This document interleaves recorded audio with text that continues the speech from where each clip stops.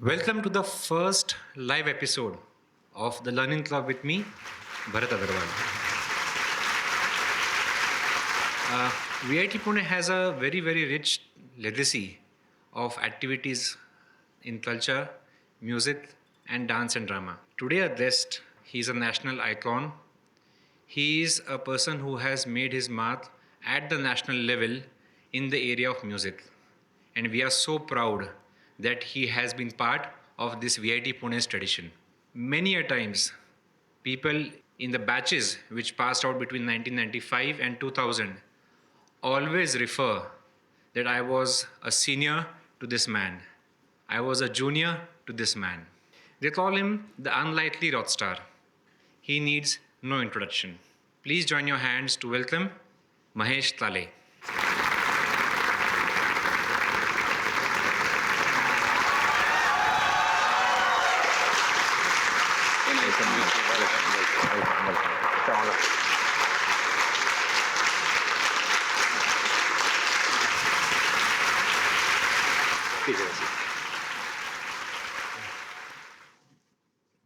Mahesh, welcome to VIT.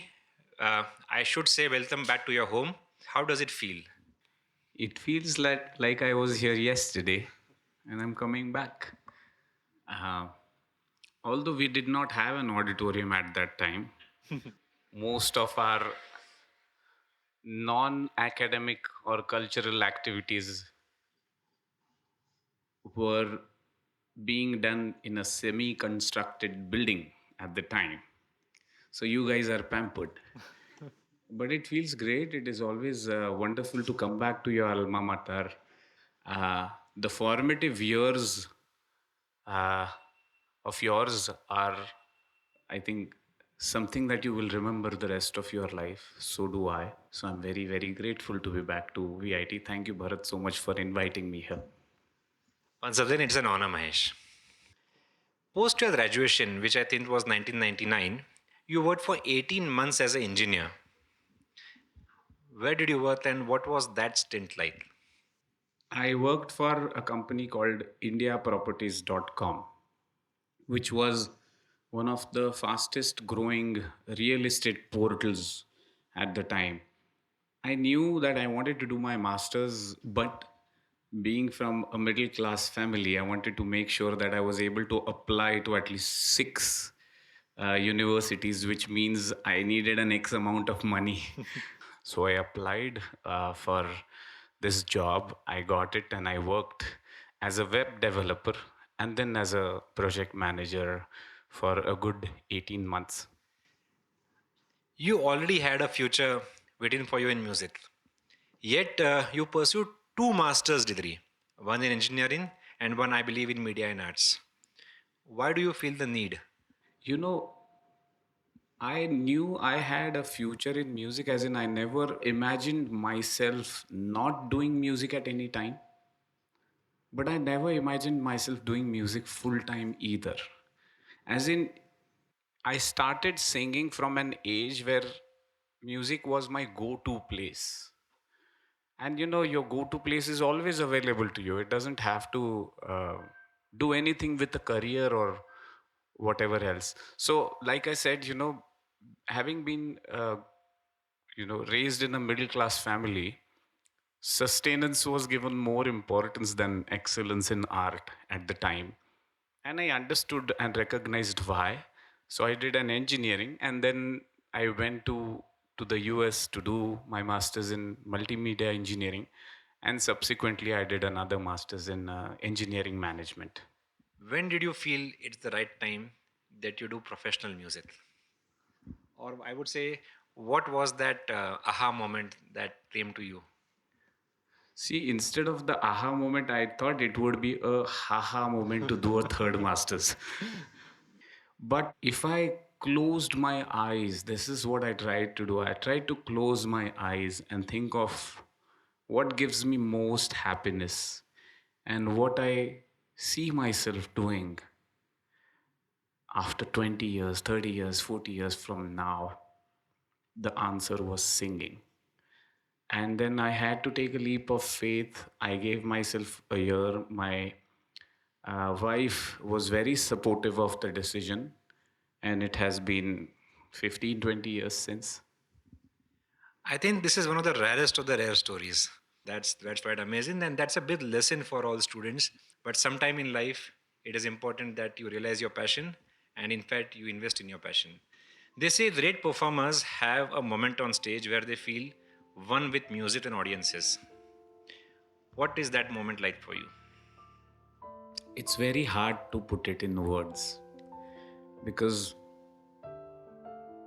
one such moment actually happened 3 days ago when I was in Shanmukhanand Hall singing Abhangavari.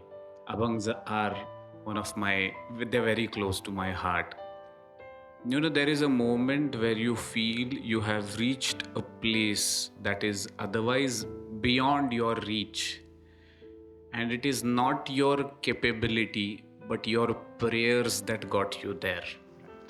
And in that moment, the audience, the performers, the whole thing comes together as as a one, and it becomes a moment where you're able to see yourself doing the thing, but also that moment seems like an eternity. So in fact, actually, I tweeted saying some moments are for eternity for that reason. Wow. Wow. Would love to hear more about this. So, every Mahesh Kale concert is generally a memorable one for your audience. What would be your two or three memorable, I would say, performances or events or something that has had some lasting effect on you or impact on you?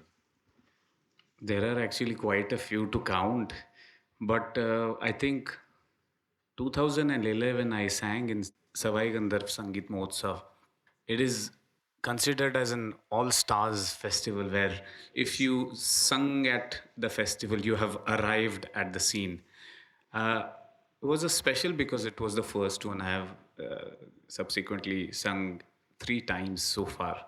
But at that time, it was a I missed my mother at the moment because I when I was a little child, I used to sit in my mother's lap on the floor amongst the tens of many thousand people that were in the and then to be sitting on the stage watching where I was a couple of decades ago was a special moment. Jalandhar Sangeet Sabha was a special moment. Harvallabh Sangeet Sabha is the longest standing Indian classical music festival. I sang in the 148th year.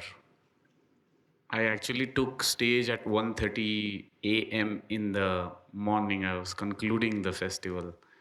And I thought I was in Punjab and I want to sing a Thumri and all of that. After finishing my first rag, which went on for about an hour, one of the Sardarjis said, Sir, hey Surano Chandrava. I was like, what? And then subsequently, they knew all my songs. It was amazing. So I ended up singing a Natya Singit and then an Abhang.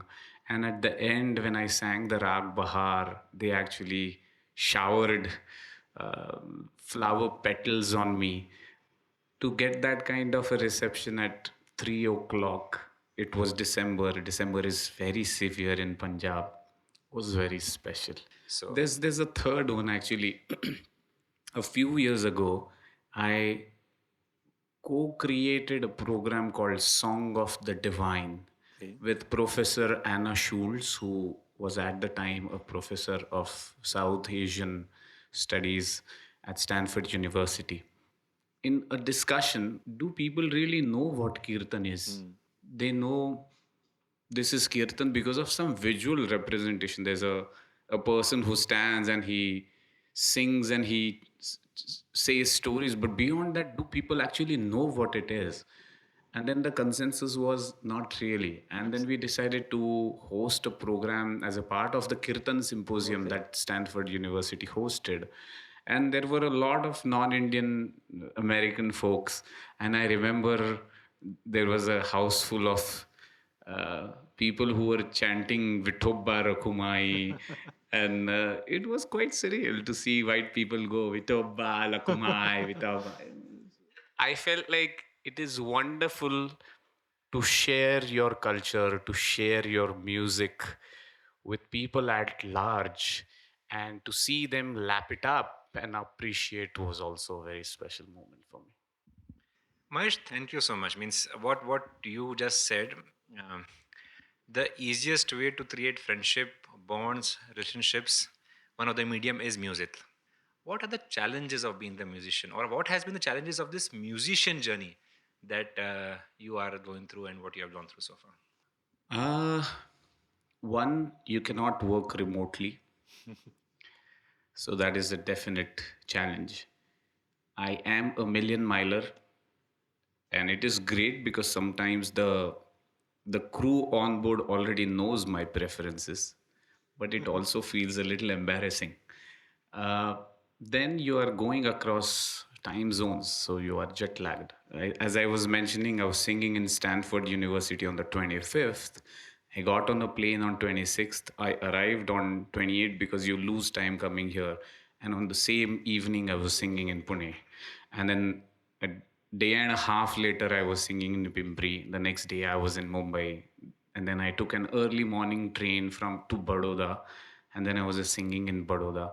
So it sounds wow, that is cool, which it is, but it's sometimes hard, especially because now when I go to different places, the expectation of what Mahesh will deliver reaches before I do. And then I have to make sure that I beat the expectation every single time. But I love challenges. I always have.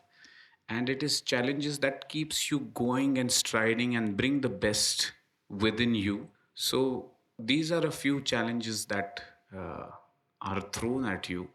And as they say, what doesn't break you makes you stronger.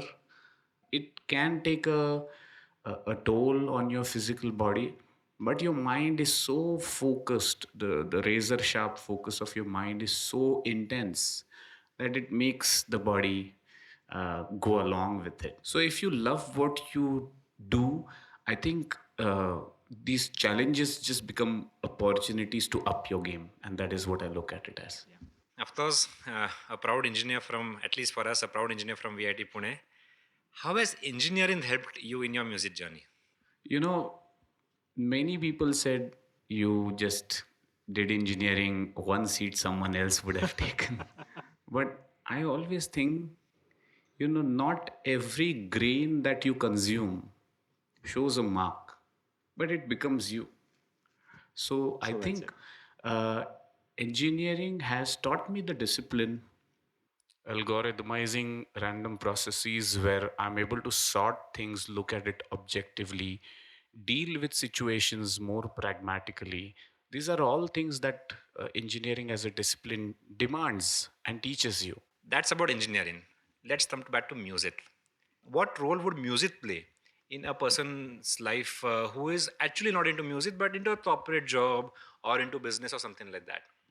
There's a study by a company called Nielsen's. So the Nielsen study says 99.9% of the people listen to music, which means it's the the single most common denomination across everyone in the world. So true. If that is true, and if we try to see why do you listen to music, because there's no transaction there. If I were to ask you, Bharat, do you listen to music? Your answer would be yes, I Yes, assume. of course. Why do you listen to it? It's not going to give any direct solution to the problems you are dealing with. I don't think you're looking at it as a career opportunity. Then the activities that you do that are beyond transaction are the ones that are most dear and close to you. Now I want to speak to all of you, recognize that. I want you to recognize that music is not just a tool of entertainment. It entertains you, but it touches something deep inside. And music is that companion that is with you every single time you want them to be. You cannot say that about your best friends, your siblings, your mom and dad. Okay, that's what it is. Well, thanks, Mahesh. This is so true. As you were talking about the importance of music in various occasions, I was resembling where all music has played an important role. And rightfully you said, let it be a marriage ceremony, let it be a birthday event, let it be a sad event, Yes. let it be a religious event. Um, I Music want to is. share something with you. You know, in VIT, we used to have these delegates that used to come. Your father used to ask me to sing Pasayadan every single year. I have sung a Pasayadan every single year. I'm not sure whether the delegates would understand what's going on but they used to enjoy it. Yes. They used to come and say, "Acha gaya beta apne." And so I think I cannot think of a place music is inappropriate for. Absolutely. So true. So true. Well, we just had Guru Purnima. It is good time to remember our gurus. You have been blessed to have some great gurus, including their mother. Would love to first know from you the role of guru in your life and in music. The role of guru is, I think, the single most critical in the pursuit of excellence. Like I earlier mentioned, you are trying to go on the unbeaten paths, and you always need courage to keep on going, and sometimes a nudge in a direction that might not yield you results. To me, my gurus, my mother, Purushottam Gangurde, Abhisheki Bua, Shaunak Dada, they have all showed me what music is as a way of life. You mentioned a few names. Foremost, how is it learning from your own mother? It's great. uh, I started to learn from her in an age where I did not know I was learning music. And what I mean is, my mother used to, not being an engineer, she knew what gamification theory was. So she would say, I'm going to sing a song and you're going to tell me the notes of that song. Oh, And I had this gift when I was young, when if you sang a tune, I could tell you the notes that the tune had underlying.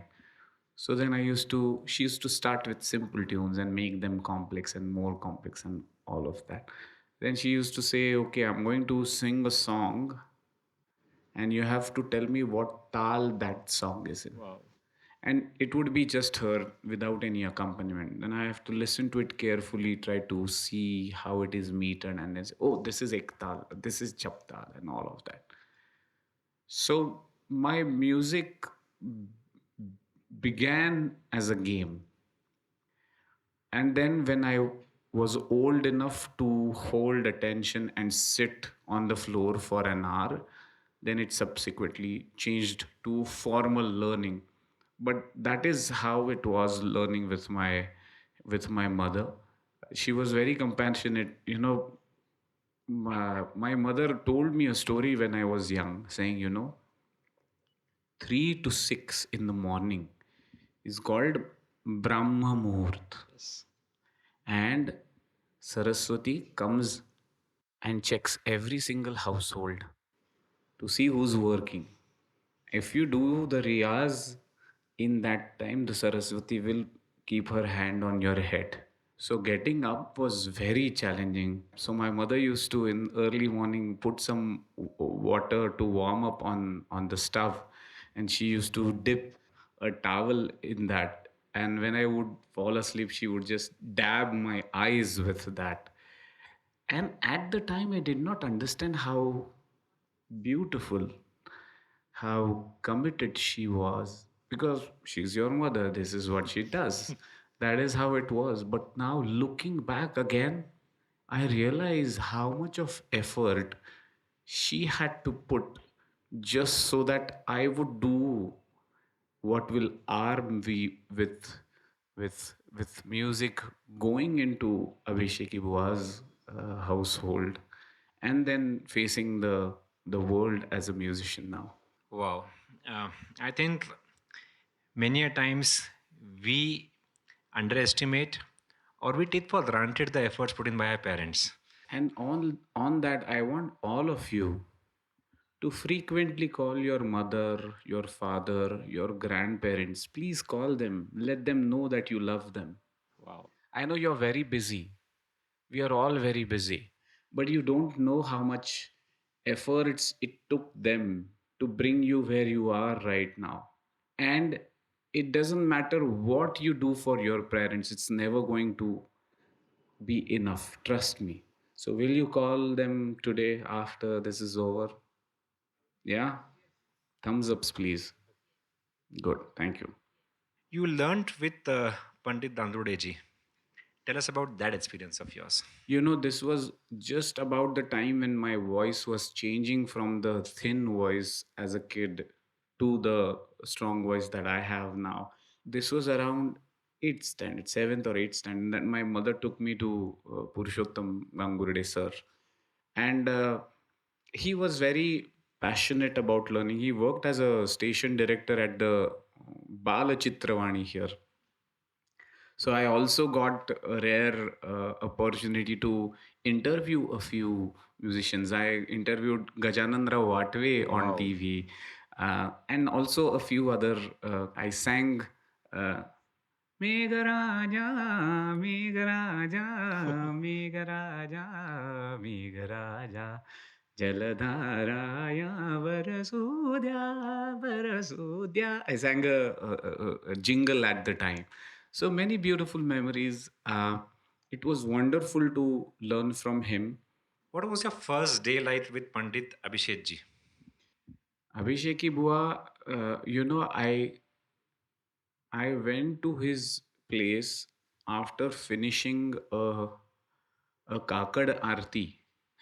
Uh, uh, we have a group, Shri Brahma Chaitanya Gondavlekar uh, Trust in Pune. And I remember Ravindra Patankar, who was my father's friend and also one of the community members, and Subhash Kamath, who is a great tabla player and who used to accompany Abhishek Ibua at the time. The two of them, they actually took me to Abhishek Ibua. And we were welcomed by a fierce looking dog called Danny. And the first thing that Abhisheki Bua said, तो नुसताच दिसायला आहे बरं का. अजिबात घाबरू नका. एखाद्या चोराला पण दाखवेल कुठे काय आहे. या तुम्ही. That is the first Wow. meeting that I had with my Abhisheki Bua. One of the most important days, important moments for all of us at VIT Pune was the national award. Tatyar Tarzat Lusli. What was that day like to you?